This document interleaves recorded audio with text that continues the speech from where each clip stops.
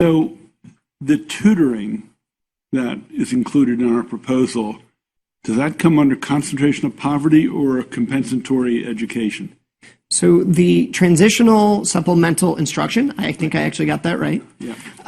Is if you look back on the grid on the matrix, and I'm going to find it. That is under 3C. 3C. And it is equalized, but it is also short-term funding. So it is not actually in either of those places. It is additional dollars that are being funded in the first years of implementation for that program. And then the concentrations of poverty and the comp ed are really what pick up the services for those students over time.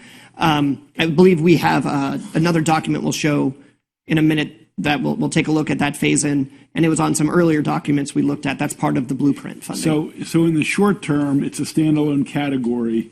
Then it goes away and it gets integrated into comp ed and concentration of poverty. Is that? Yes. Okay. Thank you. Commissioner Heddleman. Thank you, Mr. Chair. As long as you're on that, when, if I understand this, does the funding shift from the state pays all, as presumably is happening this year, to the wealth equalized categorical? So the state is paying the state share of the funding. So the state is not paying all of it. It's just the state is funding this wealth equalized state portion of the initial $46 million cost. There was no requirement that the locals put up their share of those costs for fiscal 20 or 21. And we're going to get to that issue, which is the work group's recommendations around what the local funding requirements should be and when they should be when it should start. Okay, so we don't yet know when the local wealth equalized share will kick in. We don't know when it will be required, right? We'll get to that. So, I mean, I don't know I know everyone's saying it's confusing and all this, but we can jump around. I'm trying to not jump around, but. So it'll come up in a few moments. Okay. Okay. We got a couple of lights over here. I'm sorry. Commissioner Showalter. Thank you, Chairman Kirwan. One quick question regarding the concentration of poverty. When a school goes over 80%, do those monies have to be used for extended learning time, or can they be used for whatever the school wants based on a needs assessment from the coordinator? So I think that is a big question on implementation. Mm-hmm. The way we have calculated the dollars is based on the overall system. As you know, above 80%, there are additional dollars that actually come in because it is funded on the free reduced price meal students. And so I think that's an open question to how those dollars would then be utilized. I don't think there is a mandate one way or the other right now that you have to use dollars in a certain way. I think there's a lot of discussion about what are the accountability requirements and the guardrails around any of these dollars and how they'll be utilized. Okay, so I think we should put a pin in that for later. All right, thank you. Delegate Washington. Wait, I thought that we did put Yeah, a pin in that. so let me, I'm sorry. I was going to let it go, but the blueprint bill has very specific list of items that that are wraparound services that can be funded with the dollars. And so in fiscal 20 and 21, the per pupil amount is not being funded. Only the two positions are being funded. But to the extent that the money is not needed by the school to pay for those for healthcare coverage or the community school coordinator, and if there are extra dollars available, then they have to spend it on one of the allowed wraparound services. Eventually, when everything is fully implemented and a school is over 80%, they will have some, it seems like they're going to have some discretion about how it's They will definitely have discretion within. within the Yes. and there will be, I'm assuming, some accountability, which we're going to be talking about. If Accountability, it's not used. that way. absolutely, Of course. yes. Okay, thank you. Let's see. Yes, Delegate Washington. I think Rachel just answered my question because on this page it says the free and reduced, the per pupil amount of the concentration poverty weight is not being funded for FY20 and FY21, but the community schools coordinator and the health services practitioner is being funded at that full amount. But it also says all schools over 55%. I thought it was all schools at 80% right now. Fiscal 20 and 21, it's schools at 80% or above concentration of poverty. It's 219 schools. The commission recommendation was to provide the 2 positions to schools down to, Okay. yeah. Yeah, I got it. Thank you. Appreciate it. Commissioner Schaefer. Earlier, we were talking about the school, community school coordinator. Oh, no, that was the behavioral health specialist, correct, at 120,000? Thank you. Yes, it's a lower number. So what was the salary we were talking about that had the 120,000? One of that, let's see, and I believe Dr. Salmon might have gotten an answer on this, but the behavioral health coordinator is, let's see, 121,243? No, I'm sorry. Anyway, go ahead. Let me find. Superintendent Salmon. Thanks, and I did, through the miracle of telecommunications, have an answer directly. The positions for community directors for the concentration of poverty grant did not require any additional documentation or certification, so we just distributed the money, so we wouldn't know whether folks were using it for salary or fringe, so they use it for whatever. It was included to be the whole fringe thing. Okay? The schools were awarded based on the farms percentage being greater than 80%. The local school systems used these dollars to fund the required positions. We provided guidance only saying the funds were restricted to pay for those positions, and we're distributing that money on a monthly reimbursable basis. For all other state grants, we always, as a part of our policies and procedures, do suggest that folks do not include fringe, but there's nothing to preclude that they can use it. There's nothing in the bill that says they can't. So our guidance is always, you want to put most of your money into the position itself, but if there's anything we need to clear up, we'd be happy to put something out. So I'll talk with Amy. Yeah, so that'll be great. Thank you, Superintendent Salmon. Yes, and I think Commissioner Schaefer, we're still on your question. Yeah, so I just was wanting to clarify where the $120,000 salary, who is that position-wise? Since it's not community school coordinator, is it the behavioral health specialist? The community school coordinator is $106,968 in fiscal 2020 with benefits. The health services practitioner coverage, or the equivalent, is $141,865 in fiscal 2020. Mm-hmm. And the full-time mental health services coordinator is $83,333. Yeah, I thought I heard 120. Am I the only one that heard 120? Okay. Yes, Delegate Washington.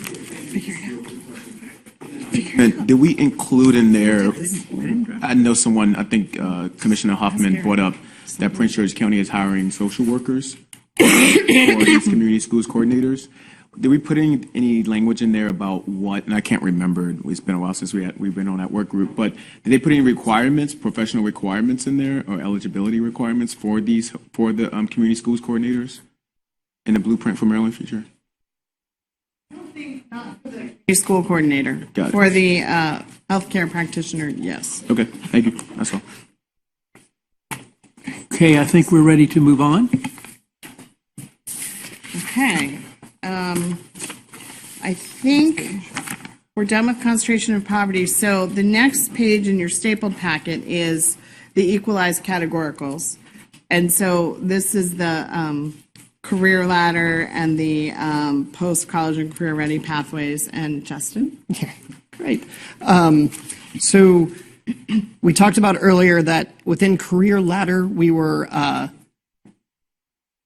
having that contingent on actions that were occurring at the district level. And so the career ladder per pupil cost is assuming that in FY30, everything that the commission had designed to happen within the career ladder has fully occurred. And if that were to be true within the model, that would cost $660 per pupil to get that done. And so that is national board certification and a shift for mentor and master teachers, all of those things that were occurring. Again, how this is laid out is that that funding would not occur, though, until there was actually triggers within a district. So this is an estimate generally of the cost, but it would differentiate based on where a district has gotten to. Same with the post-CCR pathways. This is the other half of the $500 or the $1,000. So it was identified that'd be about $1,000 per 11th and 12th grader who was post-CCR. And what we're taking is the $500 additional dollars beyond what has been put in the base, and then calculating that out on a per pupil level for each of the for student across all students, and that would be about $47 per student. Those inflate to $817 for career ladder per pupil and $58 for post CCR in FY30.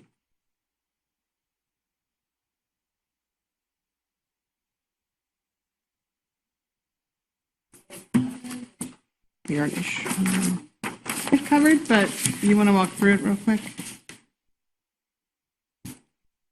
So we have the cost of quality that was derived in the model, actually that I think was coming out of the APA work, and then within policy group 1.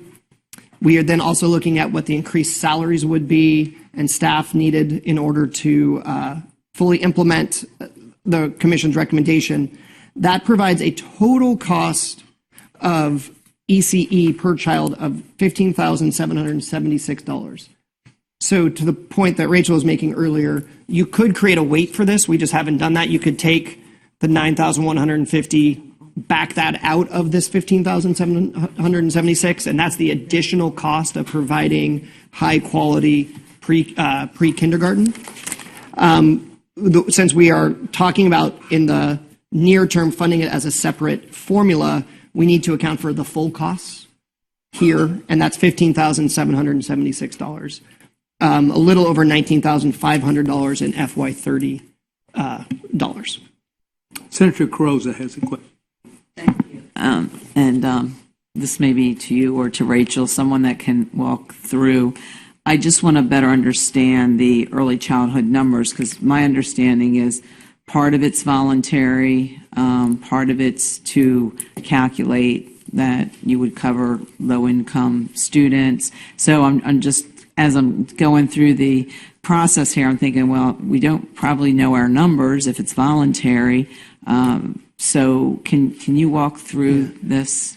So what you're seeing, it's a great question, and what you're seeing on the page is just the cost of serving one student as calculated, picking up the full cost of one student as calculated at this cost of quality. So very specific levels of student-teacher ratios and supports for a student. So this is an individual student cost. As we get to the who pays for it and what the estimates are for any individual district, there we have to make some assumptions, both, there's a lot of assumptions. There are assumptions about, in the implementation phase, how many seats will actually be available, because that can differ somewhat by community. The take-up rate, to your point, and so I think we are using about an 80% estimate, that about 80% of families who have an eligible child would use the service. That's based on some national information that we brought to the table during the commission's work.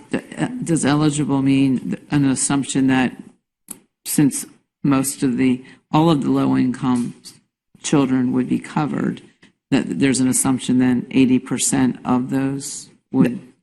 Yes, would participate. Okay. And then to your point, the funding system would fully fund in FY $30, the $19,526 for any student who's at 0 to 30% or 300% of poverty. There would be a state local split that still is a wealth equalized formula. And then there's a sliding scale from 300% of poverty to 600% of poverty. At 600% of poverty, there would be no funding for that student. They could be in the system, but that would have to be paid for by the family. At 450% of poverty, basically the funding is half of this dollar amount, again, then with a state local split underneath. All of this under the 80% estimate of kind of take up rate by families who are eligible. So if you're a local jurisdiction, you're looking at, on your assumptions, 80% of our low-income students would participate, and then the locals would have their cost as well. Is that correct? On a sliding scale basis, depending where they are, level of poverty? So each student, there would be a calculation of funding for each student, basically. And so for any student who is at 300% of poverty or below, the system is going to fund between the state and the local the full $19,526. Depending on the wealth of the community, that will determine how much that community is picking up of the $19,526. It's just like in any other equalization formula, it's based on the wealth of the community to determine how much is state and local split. I think one other key piece here is that there is an assumption that this is a hybrid model of where students will be served. So not all students will be served in the school systems, in the LEAs, that we'll also be utilizing private providers in order to meet the needs of having, to meet the needs of serving all of those students. It is I'm having to remind myself that since I've lived this for years and years, like it's all in there, but yeah, there's a lot of pieces to the overall formula. But whether it's a private provider or at the school, it would be a new cost for the locals as far as, because we would say at a certain level, income level, that those are paid for, and then it would be whatever the split is between state and local. And Rachel can probably talk about this a little bit. There are students already being served in some districts at these levels, and so it's not 100% new cost for every community, but Right, there I will know, be. like Somerset County has moved forward, but I just want to make sure that when we're saying, who it captures and where the costs are split. Yeah. Is that good, Senator Carrozza? For now. Yeah, okay. Commissioner Williams. Thank you, Mr. Chairman. So back to Buzzy's question early on about this formula. Is this is the base for pre-K, and are they entitled to the addition for comp ed, special ed, concentration of poverty? Do all those numbers get applied to this base for those children? English learner and special education, yes. Since the cost of quality and the is already taken into account, the low, serving low income students free first. I believe that the commission recommendation was that they would not receive the additional compensatory education resources because we've already set the cost of quality with the class size and the requirements for the 2 staff positions at a sufficiently high level for the low income students who were first serving. And I see nodding heads.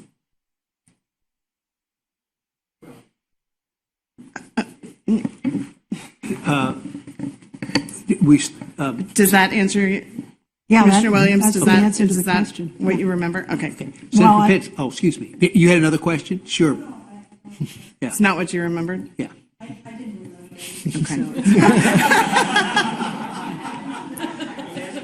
I love your honesty. Okay, Senator Pinsky. Thank you, Mr. Chairman. Justin, does this chart include early childhood for those students in institutional settings and those in home childcare? So are you talking about children who are served in like home, family? Yes. Home? No. So in terms of the capacity figures, and someone will correct me if I'm wrong, because unfortunately all of our pre-K people are not available at the moment, so I do my best.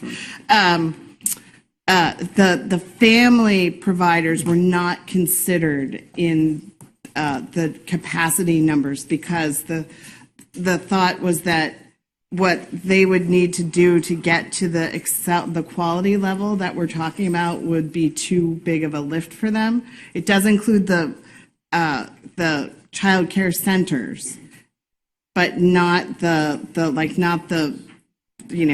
10 kids in somebody's house. And I guess that's where I was headed. I mean, getting those situations to where they are at level 5, I believe, in terms of. They have to start at 3 and Right. get to 5. But to get to quality childcare and sounds and letters and everything else that would be needed, one, that's going to take some training. I think we all acknowledge that, and particularly in 1 or 2 jurisdictions that have a large number of students who are in those settings where they're getting pre-child care or child care in Baltimore City, Prince George's primarily. I wonder where those costs are included, if anywhere. So there are in the costs for capacity building are providing additional tuition assistance and other scholarship things to help all providers improve their quality, and that would include those family providers. I don't know what to call them, but it would include those. They could access those capacity building programs. And if they do get to level 3 and want to participate in the publicly funded system, then that's great. That just means it's more capacity that we haven't estimated would be available. Okay. Again, I don't want to There's belabor no it. limit on the Yeah. number of potential providers. I think some of us believe that's going to be one of the largest challenges is in the city and to some degree Prince George's, where a large number of students, young people, are in family child care / preschool kind of situations who might not be at level 5, and they're some of the most needy students. And if we're going to try to close the gap at an early age before they enter kindergarten, it's going to be a challenge. And I just want to recognize that we have to put supports in place and strategies in place, because if not, we're going to be losing significant numbers of students who are not going to get the systematic supports that we're putting in place in existing institutional settings. So I don't know what we do with that, but I just wanted to mention it. I just wanted to remind folks, and I know it's been a long time since January, but one of the priorities says explicitly, priority and expansion of high-quality pre-K programs through technical assistance, coaching, and workforce capacity building efforts will be given to areas and regions where there are fewer providers and programs available to serve the 4-year and 3-year-old populations in the area or region. The state and LEAs must prioritize these areas as part of accountability requirements. So not only are we saying that we're going to provide the resources through MSDE to make sure that they're there to lift those folks up, it's what I've continued to talk about in leading that work group that is incredibly important. So Senator Pinsky, to your point, it's absolutely right. But as a part of our accountability, we're also holding ourselves and saying that the LEAs and the state must actually provide the resources necessary to lift them up. It's one of the conversations we had with many of our community stakeholders in the meetings was about that specific part, because as we know that at least 50% of the folks will need to actually come from our private care providers, we know that a lot of them are not at that level or anywhere close. So that is a part of the recommendations. I just wanted to highlight and lift that up. That was something that we talked about extensively and is reflected in the report. Thank you for that. Let's see, Commissioner Heddleman. Thank you, Mr. Chair. I want to ally myself with Commissioner Williams in being in the slow learners group on the relationship between comp ed and pre-K. I either didn't understand it or I didn't think it held together. Would you do it one more time, please, Rachel? Sure. So the cost of quality. So the per pupil amount that is being provided for every full day pre-K kid, so 4-year-olds and then 3-year-olds. The cost of quality is based on class sizes of, I believe, no more than 20 students. And then you have to have a certified early childhood teacher in the classroom and an aide that has, I think, a CDA. And so that is a very high bar, and we're paying for it through the cost of quality provisions here. And part of that cost is tied to particularly in the students who are getting a public subsidy. They are the below 300% and then the 300, 600%. So we're sort of by fully funding that very high bar of quality for the students, the resources are there to serve the low-income students through the cost of quality so we don't need to add on top of that the compensatory education weight. But for students who don't speak English well or at all, or who have identified special education service needs, that is an additional cost, and they would receive the funding through the weight for those specific services. Thank you. Commissioner Williams. Thank you, Mr. Chairman. Just 2 comments. One, family child care is what it's called.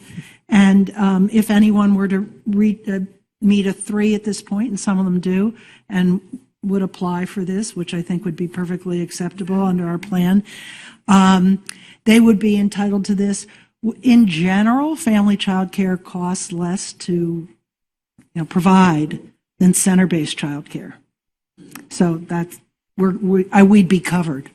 The second point I want to make is that in the last 2 years, knowing that this is on the horizon, the Maryland State Department of Education has focused a lot of its training and technical assistance dollars through our child care resource centers to improving family and center-based child care to bring them up to level 3 at least, so they can enter this program. And I assume we'll continue to work feverishly to get them up to 5. So, we know this is a train on the track and have been working as hard as we can to get people in the game. Thank you. Dr. Shapiro. Mr. Chair, I would actually like to tag along to Senator Pinsky and Commissioner Rice and mention that along the past 2-3 years, the community colleges have been very focused on creating programs for early childhood and raising the bar and raising the standards and recruiting people into those programs. So I think that one of the partnerships that will occur will be more community college investment in raising this standard. So that's it. Thank you for that. Yes, Superintendent Salmon. So I wanted to follow up on Margaret's comment. We just finished, I don't know how many town meetings, about 18 of them, I think, across the state, to talk to the local communities about what they felt they needed to improve early childhood education. And we're talking prenatal all the way through, till 5 years. And we've got lots of good feedback. We received a $10 million grant to conduct this assessment so that we can do a statewide plan. And then we are also participating, and I know I'll say it wrong, it's the Pritzker grant, Margaret. Thank you. I don't know why I have trouble with that, but I do.